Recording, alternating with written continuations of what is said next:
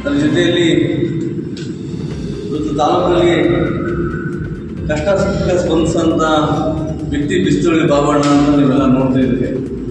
But ಕಷ್ಟ ಸುಖ ಸ್ಪಂದಿಸೋದೇನು ಭಾಳ ಈಸಿ ಕೆಲಸ. ತಾಲೂಕಲ್ಲಿ ಬೆಳೆದ್ರಿಂದ ಜೊತೆ ನಾನು ಯುವಕರಿಗೆ ಮತ್ತು ಹಿರಿಯರಿಗೆ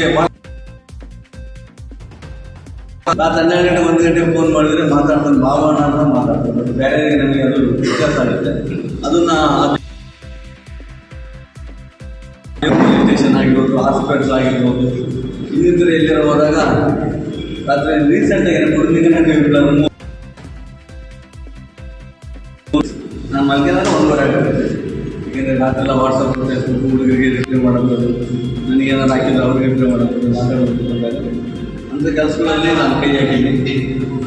ಹಾಗಾಗಿ ಇವತ್ತು ಮಾಡಿರುವಂಥ ಕಾರ್ಯಕ್ರಮ ಕೇವಲ 10 ರಿಂದ 12 ಗಂಟೆ ಒಳಗೆ ಅಷ್ಟೇ. ನಿನ್ನೆ ಇಷ್ಟೊತ್ತಿಗೆ ಏನಿತ್ತು ನನಗೆ ಗೊತ್ತಿದೆ.